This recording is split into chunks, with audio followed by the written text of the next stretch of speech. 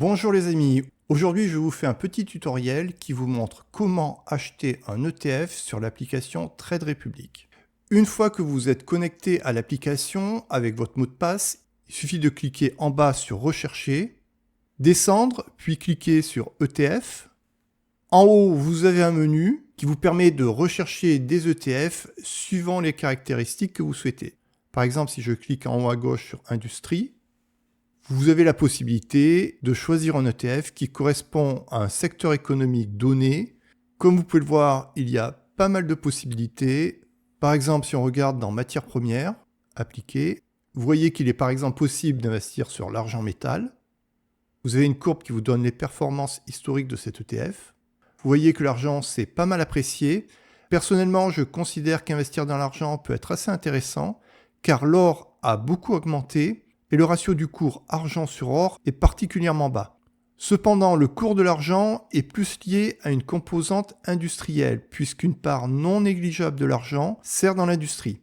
Donc le cours de l'argent peut être plus lié à l'activité économique, alors que l'or a une composante protectrice plus importante. Ce n'est bien sûr pas un conseil en investissement, c'était juste un exemple pour vous montrer comment rechercher des ETF. Ensuite, vous pouvez désélectionner industrie, par exemple, faire une recherche par région. Supposons que vous souhaitiez investir en Asie et vous avez un certain nombre d'ETF qui vous permet d'investir en Asie. Autre façon de sélectionner son ETF, ça va être si par exemple vous souhaitez investir sur un indice. Prenons l'exemple du S&P 500.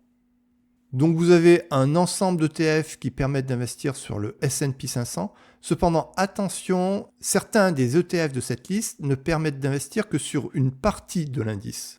Donc avant d'investir, regardez bien si c'est un ETF qui investit sur tout l'indice ou seulement sur une partie. Vous pouvez voir qu'à droite de l'ETF, entre parenthèses, vous avez parfois ACC. Ça signifie que ce sera un ETF accumulant. Et parfois, comme sur le dernier ETF de cette liste, vous avez entre parenthèses DIST, c'est-à-dire que c'est un ETF distribuant. Certaines des actions qui sont dans l'indice vont vous distribuer des dividendes. Si l'ETF est ACC, accumulant, ça signifie que les dividendes qui seront versés viendront augmenter la valeur de la part de l'ETF. Alors que si c'est un ETF distribuant, les dividendes versés vous seront reversés. Ils ne viendront pas augmenter la valeur de l'ETF. Personnellement, je préfère les ETF accumulants, mais certaines personnes qui veulent se constituer une rente peuvent préférer un ETF distribuant. Même si je trouve que le crowdlending offre plus de régularité si on achète des prêts courts de quelques mois. Prenons l'exemple de l'ETF S&P 500 accumulant BNP Paribas, l'avant-dernier de la liste. Cet ETF fait partie de ma sélection de mes 5 ETF préférés. Vous pouvez voir ces ETF et leur code ISIN dans la vidéo que vous trouverez dans ma playlist bourse. Vous avez une courbe qui vous donne la performance de l'ETF sur un jour. Vous voyez que la valeur a baissé de 0,12%. Sur une semaine, la valeur a baissé de 1,46%. Sur un mois, il y a eu une augmentation de 1,14%. Et sur un an, l'ETF s'est apprécié de 25,2%. Au passage, remarquez que la performance est énorme. Parfois, certaines personnes pensent que c'est une arnaque quand on parle d'un investissement qui rapporte du 15, 20, 25, 30% en un an. Pourtant, c'est la réalité, c'est vérifiable, c'est la performance du S&P 500. Cependant, bien sûr, investir dans la bourse comporte des risques. C'est un investissement qui est quand même assez risqué, avec à la fois une possibilité que le capital s'apprécie bien supérieure à ce que l'on a sur l'immobilier, et avec aussi une possibilité d'avoir à un moment donné un krach boursier qui va vous faire perdre 30-40% de votre investissement en un an. Alors bien sûr, avant d'investir, il faudra quand même obtenir plus d'informations sur l'ETF. Vous avez son cours actuel à 24,03 €. En dessous, la taille du fonds, c'est important, car si vous investissez sur un ETF, essayez d'investir sur un ETF qui a quand même une taille de fonds suffisamment importante, ce qui le rendra assez liquide. Si vous essayez de le revendre, ça sera facile de le revendre, il y aura pas mal d'acheteurs en face. Puis ensuite, vous avez l'indice que cherche à répliquer cet ETF. Je vous rappelle que le principe d'un ETF, c'est de chercher à répliquer un indice ou par exemple l'évolution de la valeur de l'once d'or ou autre. Cependant, il y a parfois quelques petits décalages entre l'évolution d'indice et l'évolution de l'ETF. Ensuite, vous pouvez voir les prix à l'ouverture, à la clôture, le prix d'achat auquel vous pouvez acheter actuellement et le prix de vente Vous avez l'historique avec le maximum et le minimum aussi bien sur le jour que sur l'année. Vous avez le nom légal de l'ETF et très important ce que j'appelle l'ISIN. Si vous recherchez un ETF, c'est le meilleur moyen de le retrouver. Si on regarde en bas, il y a encore d'autres informations. Très important, le coût annuel est de 0,15%. C'est-à-dire que sur une année, votre performance sera approximativement celle de l'indice S&P 500 moins 0,15% qui correspondent à des frais de gestion prélevés sur l'ETF. Si vous investissez sur un ETF, essayez d'éviter des frais de gestion qui seraient trop importants. Vous avez le type d'ETF ici, c'est capitalisant. Bien sûr, c'est un ETF sur des actions. Vous avez la possibilité, en cliquant sur KID, d'avoir un document très détaillé sur l'ETF. C'est intéressant de le consulter. Je vous fais juste un petit tuto, je ne regarde pas ça en détail. Si vous souhaitez acheter cet ETF, bien sûr, il faudra au préalable définir le prix auquel vous êtes prêt à l'acheter. Pour cela, il faut revenir en haut, regarder les ordres de vente. Vous voyez qu'ici, il y a un ordre de vente à 24,04. Donc, si vous souhaitez acheter immédiatement, en passant un ordre d'achat à 24,04, normalement, vous devriez pouvoir acheter l'ETF immédiatement. Donc pour acheter, c'est simple, il suffit de cliquer sur Acheter. Et ici, vous avez plusieurs possibilités. Si vous regardez en bas, vous avez Montant.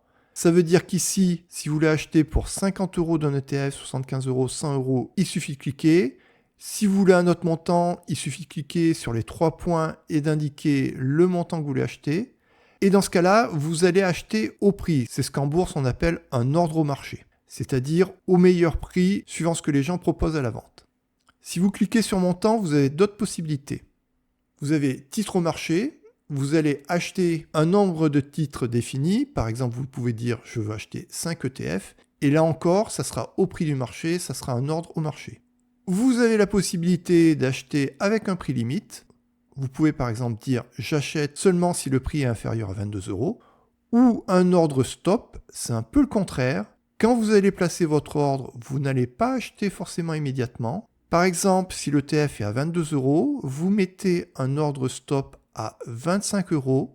Il va falloir attendre que le prix monte jusqu'à 25 € pour acheter votre ETF. Dit comme ça paraît un peu bizarre. Vous auriez la possibilité d'acheter votre ETF, par exemple à 22,50 € maintenant, mais vous mettez un ordre pour l'acheter seulement à partir de 25 €. Cependant, certaines personnes qui utilisent l'analyse technique peuvent souhaiter acheter une action, par exemple uniquement à partir du moment où on casse une résistance ou quelque chose comme ça. C'est un peu technique, je n'en dirai pas plus. Vous savez que la possibilité existe. Et la dernière possibilité, c'est de faire ce que Trade Republic appelle un plan d'épargne. Je vous montre comment fonctionne le plan d'épargne, c'est très intéressant.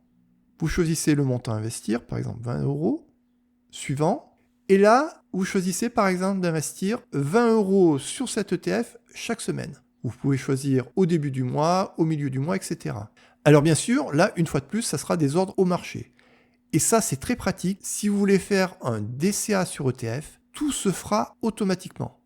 Chaque semaine, vous allez acheter 20 € de cet ETF. Vous avez la date de début. Et également très intéressant sur Trade Republic, si vous faites un plan de financement, vous n'aurez pas à payer de frais. Ensuite, pour valider, il suffirait de cliquer sur épargner et c'est parti. Vous allez faire un DCA, acheter chaque semaine 20 € de cet ETF. Et là, c'est quand même beaucoup plus pratique que de faire ça à la main chaque semaine chez un courtier. D'autant plus qu'on risque d'oublier. Quand on part en vacances, c'est parfois un peu pénible de faire un DCA. Là, avec Trade Republic, c'est vraiment hyper simple. Et sur Trade Republic, vous pouvez bien sûr faire également des DCA en investissant un montant prédéfini chaque mois. Je vous montre comment investir de la façon la plus classique avec ce que l'on appelle un ordre limite. Bien sûr, vous placez votre ordre en ayant analysé le cours de l'ETF. Supposons que vous considérez que c'est intéressant d'investir sur cet ETF à partir de 20,11 €. Suivant, vous sélectionnez le nombre d'ETF que vous voulez acheter, par exemple 5. Trade Republic vous indique que ça fera un total de 100,55 €. Suivant. Alors vous pouvez passer un ordre soit sur un jour, c'est-à-dire que si quelqu'un vend à 20,11 € aujourd'hui, votre ordre va passer, vous aurez acheté l'ETF. Quand vous achetez en dessous du prix, bien sûr, vous n'êtes certain de rien, surtout sur un jour.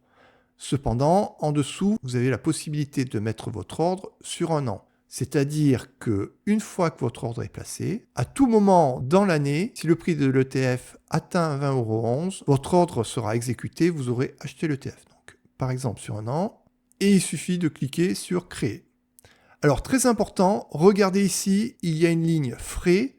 Cet ordre va vous coûter 1 € s'il est exécuté. S'il n'est pas exécuté, ça ne vous coûte rien. Mais 1 €, je trouve que c'est quand même pas donné, surtout sur des petits montants. C'est-à-dire que par exemple, une personne qui chercherait à acheter un seul ETF à 20 €, 1 € sur 20 €, c'est énorme. Ça fait du 5%. Dans ce cas-là, je déconseille fortement d'utiliser Trade Republic. Par contre, si vous achetez par exemple 10 ETF autour de 200 €, vos 1 € de frais feront 0,5% de frais, ce qui commence à être plus convenable. Donc pour ceux qui veulent passer des ordres plus petits, je pense qu'il sera préférable d'acheter avec un broker. Par exemple avec Fortuneo, chez qui les frais sont de 0,35 à 0,10% du montant de l'ordre, ce qui est quand même beaucoup moins élevé. Et encore mieux, sur Fortuneo ou sur d'autres brokers, vous pouvez ouvrir un PEA, ce qui vous permettra de profiter d'une fiscalité avantageuse. Si vous voulez en savoir plus sur le PEA, sur la fiscalité, sur la méthode d'investissement par DCA, vous pouvez regarder ma vidéo qui se trouve dans ma playlist Bourse. Cependant, je rappelle également que sur Trade Republic, si vous achetez vos ETF via un plan d'épargne, dans ce cas-là, il n'y a pas de frais. Mais via un plan d'épargne, ça signifie que vous souhaitez acheter toutes les semaines ou tous les mois. On va maintenant voir s'il est intéressant d'acheter ces ETF chez Trade Republic ou s'il est préférable de le faire chez un broker classique tel que Fortuneo, Boursorama, DEGIRO ou autre. Je considère que parmi les avantages d'acheter sur Trade Republic, il y a la simplicité. En effet, vous l'avez vu, c'est très simple de passer un ordre, même pour une personne qui n'y connaît rien. Et c'est également très simple de faire un DCA via un plan de financement, puisque vous le ferez une fois pour toutes, et après, tout se fera en automatique sans que vous n'ayez plus rien à faire. Chez Trade Republic, il y a quelque chose qui n'existe pas chez la plupart des brokers, c'est ce que j'appellerais le fractionnement d'actifs. Supposons par exemple que vous souhaitiez faire un DCA sur l'action LVMH. Le problème, c'est qu'une action LVMH coûte plus de 700 €. Donc, si vous souhaitez faire un DCA, c'est-à-dire acheter une action chaque mois, ça vous coûtera quand même 8 400 € par an. Donc, c'est peut-être pas forcément à la portée de tout le monde. Et en plus, ce ne sera pas vraiment un vrai DCA. Parce que, en théorie, le DCA consiste à acheter le même montant d'une action, d'un ETF ou autre chaque mois. Par exemple, acheter 100 € d'une action chaque mois. Or, si vous achetez une action LVMH chaque mois, en début d'année, peut-être elle va coûter 700 €, et en fin d'année, peut-être elle va coûter 850 €, ce qui veut dire que vous allez investir plus lorsque l'action est à un niveau élevé. Alors qu'en théorie, l'idée d'un DCA, c'est d'acheter toujours la même chose, indépendamment du fait que le cours monte ou diminue. Avec une méthode qui consisterait à acheter un nombre défini d'actions chaque mois, vous allez investir plus lorsque le cours monte et moins lorsqu'il descend. Alors qu'a priori, ça serait peut-être plutôt l'inverse qu'il faudrait faire, car après un krach boursier, le prix des actions est plus faible, et c'est sûrement à ce moment-là qu'il sera le plus intéressant d'investir. Mais avec Trade Republic, pas de problème, puisque vous définissez un montant à investir, et sur Trade Republic, par exemple, si vous faites un plan de financement de 100 € sur l'action LVMH, ça veut dire que si l'action cote 700 €, vous allez acheter un septième d'action. Si plus tard elle cote 800 €, vous allez acheter un huitième d'action. C'est pour ça que je pense que Trade Republic est le meilleur moyen pour faire un vrai DCA. Par ailleurs, le fractionnement d'actifs, qui consiste non pas à acheter forcément un nombre entier d'actions ou un nombre entier d'ETF, va vous permettre de basculer d'un DCA mensuel à un DCA hebdomadaire. Par exemple, au lieu de dire j'achète 100 € d'un ETF chaque mois, vous pourrez acheter 25 € de cet ETF chaque semaine. Un gros avantage de Trade Republic, c'est de pouvoir faire un plan d'épargne, ce qui est la meilleure méthode à mon avis pour faire un DCA. Et en plus, sur les plans d'épargne, il n'y a pas de frais d'achat. Autre avantage de Trade Republic, si en plus vous prenez la carte bancaire de Trade Republic et que vous faites un plan d'épargne, vous aurez un cashback de 1%. Donc ça paraît quand même assez intéressant. Plus tard, je vous ferai une vidéo qui vous parlera de la carte cashback de Trade Republic. Et comme vous êtes sur la chaîne de la vérité, que je ne suis pas un influenceur, je ne vais pas vous cacher les défauts de Trade Republic. Premier inconvénient, je trouve que sur Trade Republic, les frais sont trop importants. En particulier sur les petits ordres. puisque les frais sont de 1 euro. Même si vous investissez 100 euros, ça fera quand même 1%. Ce qui quand même va pas mal diminuer la performance de vos investissements. Autre problème, sur Trade Republic, il y a quand même moins de choix, que ce soit concernant les ETF ou les actions, que sur un broker classique. Par contre, sur Trade Republic, vous avez également la possibilité d'investir sur des cryptos, ce qui permet d'augmenter la diversification en étant sur une seule application. Et par exemple, sur Trade Republic, vous n'avez pas l'ETF que je considère comme le plus intéressant, l'ETF MSCI World, que j'ai présenté dans l'une de mes vidéos que vous retrouverez dans ma playlist bourse. Sur Trade Republic, vous n'avez pas de PEA, donc vous ne bénéficierez pas de la fiscalité la plus avantageuse pour les investissements en bourse. Ceci ne concerne que les personnes qui paient leurs impôts en France. Autre inconvénient, quand vous achetez des actions ou des ETF en entier, vous en avez la pleine propriété, comme chez un broker classique. Par contre, pour les fractions d'actions, la propriété d'une action ou d'un ETF est partagée entre plusieurs personnes. Donc je pense qu'il y a moins de sécurité, mais ce que je dis n'est valable que pour les fractions d'actions. Également, il y a moins d'outils sur Trade Republic que sur certains brokers. Les graphiques restent basiques, il n'y a pas de visualisation d'un carnet d'ordre. Il y a quelque chose de très important à comprendre en matière d'investissement, c'est qu'il n'y a pas un bon investissement, mais des investissements qui sont plus ou moins adaptés à votre situation, à votre profil d'investisseur. Donc, je ne vais pas vous dire s'il est préférable d'acheter vos ETF sur Trade Republic ou sur Fortuneo ou sur un autre broker. Mais je vais vous dire ce qui, à mon avis, convient le mieux suivant le type d'investisseur. Je pense que Trade Republic est parfait pour un investisseur débutant qui recherche quelque chose de très simple. Également, Trade Republic est très intéressant pour une personne qui cherche à réaliser un DCA, car tout se fera en automatique et en plus sans frais de courtage pour le plan d'épargne.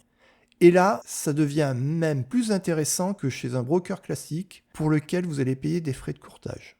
Par contre, je pense que les investisseurs plus expérimentés et qui ne souhaitent pas faire un DCA préféreront sans doute un broker classique qui leur permettra d'avoir une plus grande variété d'ETF et d'optimiser leur fiscalité en prenant un PEA. Et tout particulièrement, les personnes qui passent de petit ordre ont tout intérêt à acheter leur ETF ailleurs que sur Trade Republic, par exemple sur Fortuneo où les frais de courtage sont assez bas. De plus, actuellement, Fortuneo offre un bonus de 130 € pour une première ouverture ou un premier transfert d'un compte bourse, que ce soit un compte titre ordinaire, un PEA ou un PEA PME. Si vous souhaitez ouvrir un compte bourse chez Fortuneo, merci d'utiliser le lien de parrainage que je mets en commentaire de cette vidéo. Vous bénéficierez d'un bonus de 130 €. Je bénéficierai également d'un bonus, ce qui me permet de financer ma chaîne YouTube. Merci par avance. Si vous avez des questions, n'hésitez pas à les poser en commentaire, même si cela n'a aucun rapport avec la bourse, car je ferai bientôt une vidéo FAQ qui répondra aux questions posées. À bientôt pour une nouvelle vidéo.